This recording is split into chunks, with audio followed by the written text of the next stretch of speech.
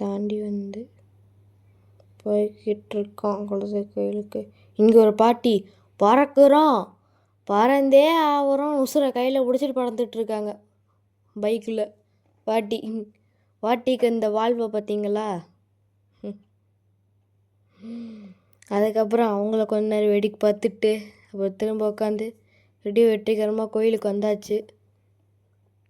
இந்த கோயில் பேனர்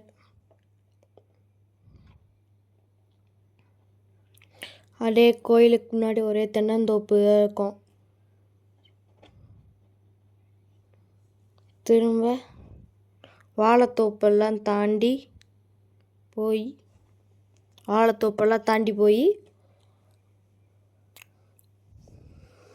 நல்லா இருக்குல்ல இந்த இடம்லாம்.